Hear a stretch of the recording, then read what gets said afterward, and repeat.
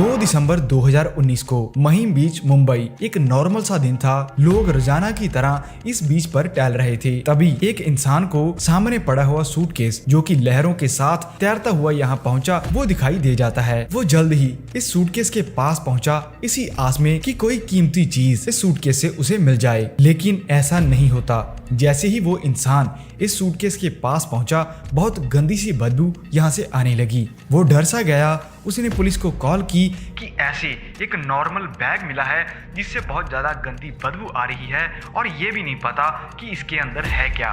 कुछ ही मिनटों में पुलिस वहां पर पहुंच जाती है और कांस्टेबल उस सूटकेस के पास जाकर उसे खोल देता है। सूटकेस खोलते ही उसकी आंखें फटी की फटी रह गई, क्योंकि उस सूटकेस के अंदर एक इंसान का प्राइवेट पार्ट था, वो भी कटा हुआ। इसी के साथ एक हाथ और एक पैर। ये चीज देखते ही पूरी मुंबई पुलिस हिल जाती है, क्योंकि अभी तक कोई भी नहीं जानता कि ये सूटकेस यहाँ पर आया कैसे, इसके अंदर लाश किसकी है और बाकी के पार्ट है तो है कहाँ। इतना सब मिलने के बाद भी पुलिस को बहुत बड़ी दिक्कत इस केस को सॉल्व करने में आने वाली थी, क्योंकि जिस इंसान का कत्ल हुआ उसके बारे में पुलिस कुछ भी नहीं जानती थी। पर फिर भी जिस तरीके से इस केस को सॉल्व किया गया वो किसी मूवी से कम नहीं है। सो आइए जानते हैं कि कैसे मुंबई पुलिस ने ये केस सॉल्व किया और इसके कातिल के बारे में पता लगाया।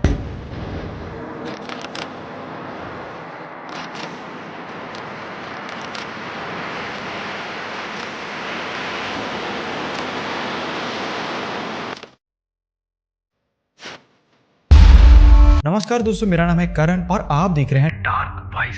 जब इस बैग को खोला गया तो इसके अंदर हाथ, प्राइवेट पार्ट, पैर और इसके अलावा 3 और कपड़े मिले, शर्ट और एक पैंट। और अगर ये केस अमेरिका में होता तो कुछ ही मिनटों में पुलिस ने इस इंसान के बारे में पता लगा लेना था, क्योंकि हाथ से मिलने वाले फिंगरप्रिंट का इंडिया में कोई भी रिकॉर्ड नहीं रखा जाता। सिर्फ क्रिमिनल रिकॉर्ड ही आपको पुलिस स्टेशन में मिलेंगे, क्योंकि इंडिया के अंदर नॉर्मल इंसान के फिंगरप्रिंट नहीं रखे जाते। जिसके बाद पुलिस बहुत ज्यादा हैरान हो चुकी थी कि कैसे इस केस को सॉल्व किया जाए। थोड़ी इन्वेस्टिगेशन करने के बाद इस केस को सौंप दिया जाता है मुंबई क्राइम ब्यूरो के पास और एक बहुत बड़ी टीम लगाई जाती है इस केस को सॉल्व करने के लिए। और ये टीम भी दिक्कत में थी कि कैसे मरने वाले इंसान का पता लगाया जाए। बहुत डीपली इन्वेस्टिगेशन की जाती है और इस केस से मिलने वाली एक शर्ट सामने आती है। ये शर्ट किसी भी तरह से नॉर्मल शर्ट नहीं थी। इसे बाजार से नहीं खरीदा गया, बल्कि किसी टेलर ने इसे स्टिच किया था और टेलर का नाम इस शर्ट के बैक साइड पर साफ दिखाई दे रहा था। इस पर लिखा हुआ था एल्मो मेंस वेयर। आगे इन्वेस्टिगेट करते हुए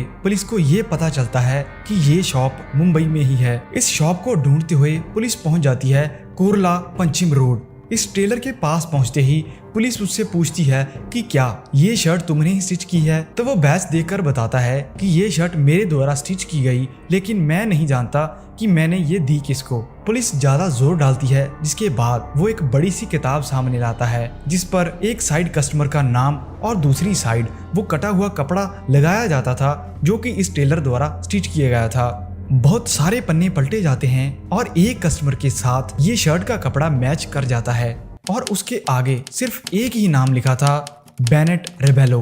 अब पुलिस ये तो जान चुकी थी कि मरने वाले का नाम है क्या, लेकिन अभी भी उन्हें ये नहीं पता था बिना किसी फोन नंबर के इस इंसान के बारे में कैसे पता लगाया जाए। तो वहां से पुलिस वापस आ जाती है और आगे इन्वेस्टिगेशन शुरू करती है और इस नाम को मुंबई के हर एक पुलिस स्टेशन में भेजा जाता है। जिसके बाद आगे से कोई भी जवाब नहीं आता तो एक और डिजिटल टीम बिठाई जाती है इस इंसान को ढूंढने के लिए। उनका ऑफिसर बोलता है कि इस नाम के जितने भी अकाउंट सोशल मीडिया पर बने हैं उन पर डिटेल्ड रिसर्च की जाए, जिसके बाद इसके बारे में शायद पता चल सके। और वो टीम आगे से ऐसा ही करती है। बेनेट रेबेलो नाम से हजारों अकाउंट जो सोशल मीडिया पर थे उन्हें देखा जाता है। कई घंटों के बाद एक इंसान की आईडी सामने आती है जो कि एक फेसबुक की आईडी थी और ये पब्लिक आईडी थी, जिसमें बहुत सारी फोटोज वीडियोस उस इंसान की पड़ी हुई थी। इस पर कई मिनट रिसर्च करने के बाद वो सेम शर्ट जो पुलिस को उस सूटकेस से मिली थी वो इस इंसान के पहनी हुई दिखाई दे जाती है। जो कटा हुआ हाथ मिला था वो भी लगभग फोटोज के साथ मैच कर रहा था। जिसके बाद पुलिस समझ चुकी थी कि जिस इंसान को वो ढूंढ रहे हैं वो यही बेनेट रेबेलो है। जब इस आईडी को और ज्यादा तरीके से देखा गया तो उसमें एक पोस्ट मिली जिस पर साफ दिखाई दे रहा था उस इंसान का एड्रेस और उसका नंबर। पुलिस जल्द जल्द ही उस दिए गए नंबर पर कॉल करती है, लेकिन वो फोन बंद आता है। जिसके बाद पुलिस उस एड्रेस पर पहुंच जाती है जो उस पोस्ट में लिखा हुआ था, और आगे जाते ही पुलिस को निराशा सामने मिलती है क्योंकि इस घर पर भी बहुत बड़ा सा ताला लगा हुआ था। अब पुलिस के पास और कोई चारा नहीं बचा था, तो वो आसपास के पड़ोसियों से पूछते हैं इस इंसान के बारे में। जो फोटोज पुलिस को फेसबुक से मिली वो दिखाते हुए नेबर से पूछा जाता है कि आखिरकार ये इंसान गया कहाँ। तो पहले तो नेबर्स ये बताते हैं कि ये इंसान तो इसी घर में रहता है और इसके साथ एक और लड़की रहती है जिसका नाम है आराध्या पाटिल। पुलिस का ये कहना था कि ये बाप बेटी बहुत दिनों से गायब हैं। शायद हो सकता है कि किसी और जगह घूमने गए हों। अब इस बात को सुनते ही पुलिस को ये लगा कि शायद बेनेट रिबेलो की बेटी को भी ऐसे ही मारा गया और सूटकेस में डालकर फेंक दिया गया होगा।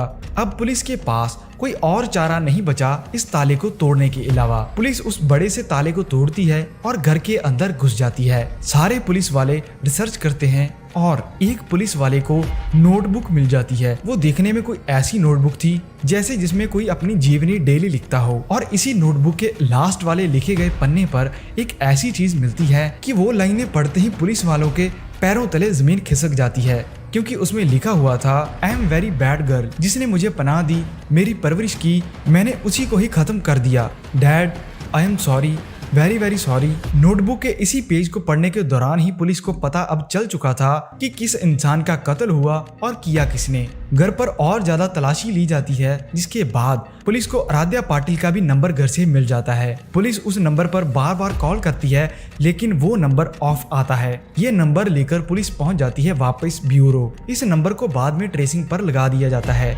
कुछ घंटों बाद ये नंबर ऑन होता है और फिर से ऑफ हो जाता है, लेकिन बड़ी बात ये थी कि पुलिस ने अब तक इस नंबर की लोकेशन निकलवा ली थी और उस नंबर की लोकेशन मुंबई के ही घाट गोबर पर शो हो रही थी। जल्द ही पुलिस बड़ी टीम लेकर इस जगह पहुंच जाती है और सेम उसी लोकेशन पर उन्हें आराध्या भी मिल जाती है, जो पहले तो पुलिस को देखकर घबरा सी जाती है, लेकिन अपने आप को संभालते हुए पुलिस से बात करना शुरू कर देती है।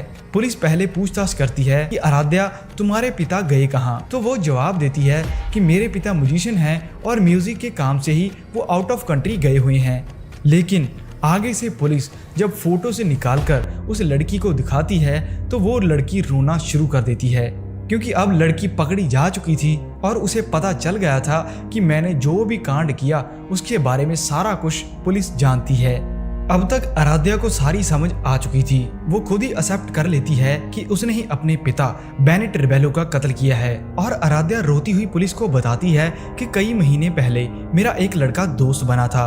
धीरे धीरे मेरी उससे बात होनी शुरू हुई, लेट नाइट कॉल्स, और बाद में वो मेरा बॉयफ्रेंड बन गया। जिसके बाद हम ऐसे ही एक दिन घर पर बैठे हुए थे और मैंने रोते हुए अपने उस बॉयफ्रेंड को सारी कहानी बताई कि मैं इनकी असल बेटी नहीं हूँ, मुझे गोद लिया गया है, लेकिन फिर भी मेरे साथ ये इंसान कई सालों से शोषण करता आ रहा है और अब ये चीज मैं अपने साथ होने नहीं देना चाहती। तो उसका बॉयफ्रेंड आगे से और भी ज्यादा गर्म हो जाता है और बोलता है कि इसके बाद तुम्हारे साथ अब ये चीज कभी नहीं होगी। तो वो दोनों मिलकर बेनेट रिबेलो को मारने की साजिश रच लेते हैं, जिसमें वो अपना पहला अटेम्प्ट 23 नवंबर 2019 को करते हैं, पर वो लोग इसमें सफल नहीं रहते। जिसके बाद 26 नवंबर जब ये दोनों इन्हीं के घर पर मिल रहे थे तो अचानक ही घर पर बेनेट रिबेलो पहुंच जाता है और वो लड़की आगे से चिल्लाने लग जाती है और अपने पिता से पूछती है कि तुमने सारी जिंदगी मेरे साथ ये घिनौना काम